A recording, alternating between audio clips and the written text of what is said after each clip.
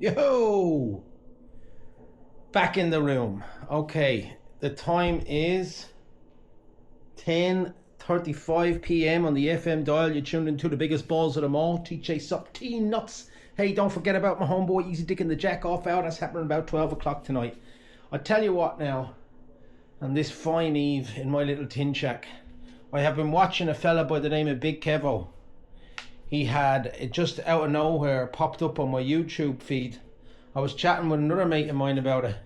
Popped up on his YouTube feed too. He's this red-headed Egypt from Dublin that's just scooting around Thailand. A little bit like I was doing there a while ago, and he has the Insta 360 X5 and I have the Insta 360 X4.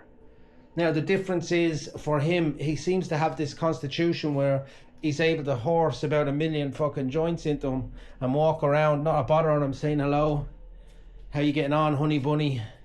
I seen him swimming around in sewage water, high off his kite on mushrooms, and then he did a marijuana challenge where he challenged himself via a poll that he conducted online, where a bunch of boys back home says, why don't you go and see if you can hit up 12 different marijuana shops.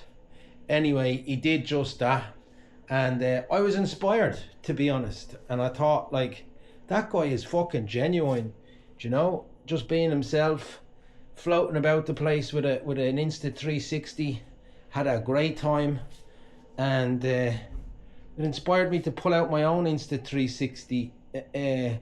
I've tried vlogging in a number of different formats. Sometimes I was using my phone. I've had other little cameras that I bought off the internet, and I thought, like, you know what, buy something decent, throw out a few quid on it, and maybe you'll get into it this time. And I bought the Insta 360, and I probably didn't figure out enough how to use the thing. I've still been using my phones because it's real easy. I use my phone and take little clips, and then I put it into an app called Filmora. And with this Insta 360, what happens, or what was happening, was I was taking the shot, and then the file size would be massive. So I plug it into my laptop then, and it could take, oh yeah, that 3 minute clip, is it? Come back to me about 3 or 4 hours and I'll have it done for you. That's my impression of what my laptop would be saying to me if my laptop could actually talk to me.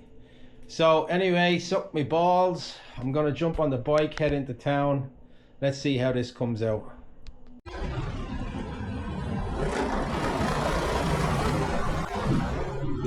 Alright, I'll do a little audio over these parts when I'm on my bike cruising about the place. It doesn't make sense that you're just seeing me like a big Egypt driving around on my bike, so I'll give you the intel. I'm driving through the main street here, Laxon they call it, looking like a handsome motherfucker.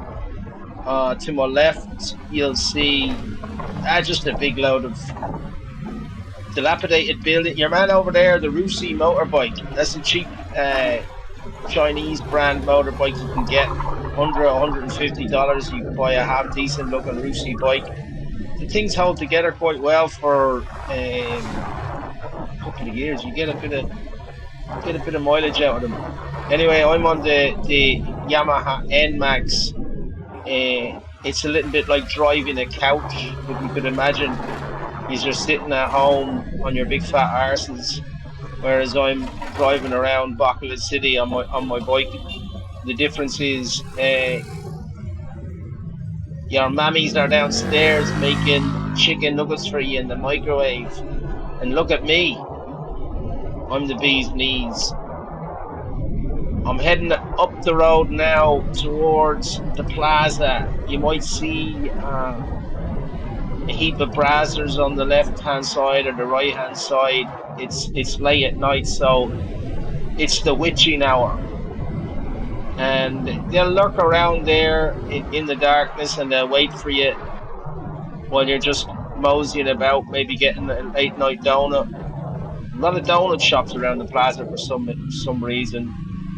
Anyway, you might be minding your own business, strutting your stuff, and before you know it, there'll be a brazzer in your face. Where are you going with that donut? They might say to you. I'm going down the road. Don't be worrying.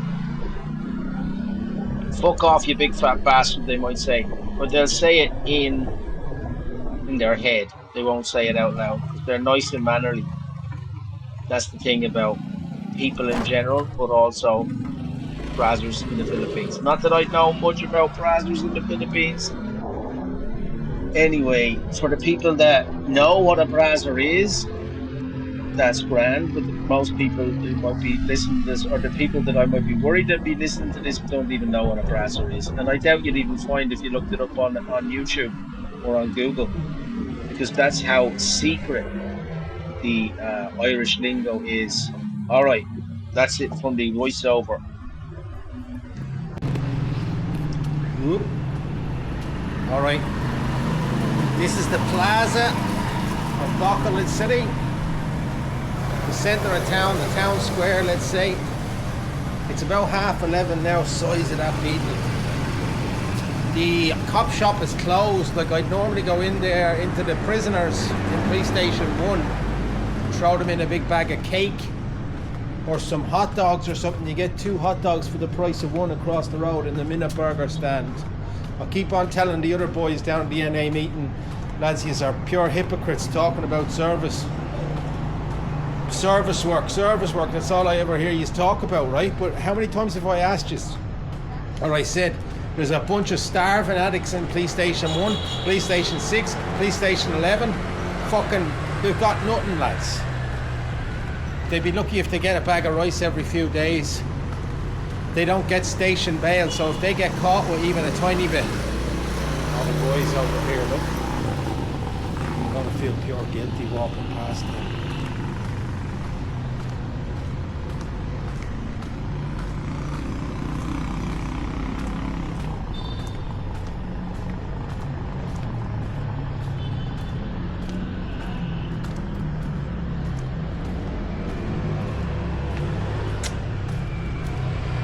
They're all up down this street as well. I've passed by, that's the first time that I've actually walked along there late at night. I didn't realise they're all fucking sleeping out on the street like that. I'll take a little stroll over here. I bet you there'll be a heap of them here as well. And me just in the middle of talking about my service work. Yeah, I bring in a bag of cake into those boys regularly enough. You'd want to see them. 1 or 2 teeth to the lot of them. Could be a bunch of about 20. They're all sharing 2 teeth. I know, I'm only messing. It's the natural culmination of a lifetime of shabu consumption that your teeth are going to be in bits.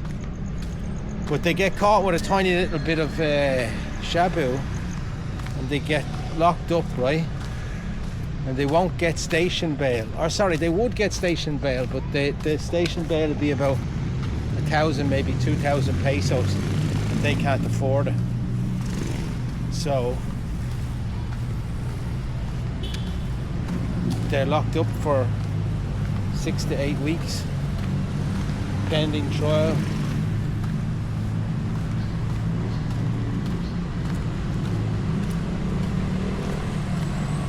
This isn't even mad compared to, like, I've done this lap, I've walked around here quite often, maybe 8 o'clock, 9 o'clock.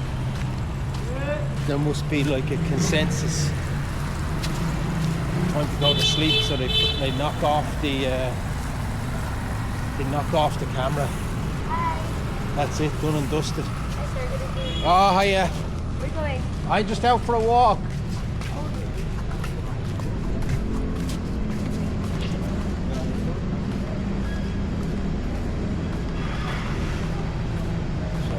Girls there trying to do some late night hustling.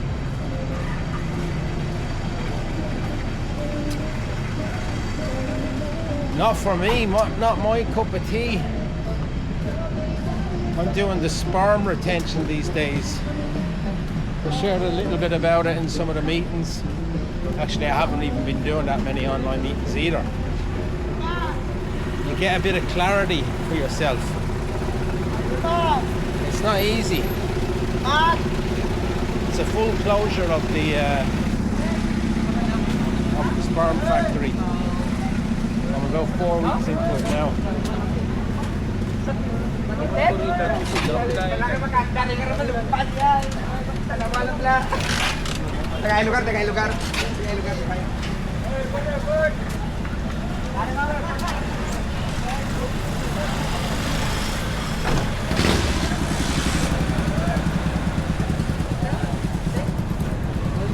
That's the Bacolod City Church. It's about the only thing that is aesthetically pleasing. Look, that's the thing about the Philippines. It's run down, it's in bits, it's knackered. Right, like a busted old Toyota Corolla that's seen a sell-by date.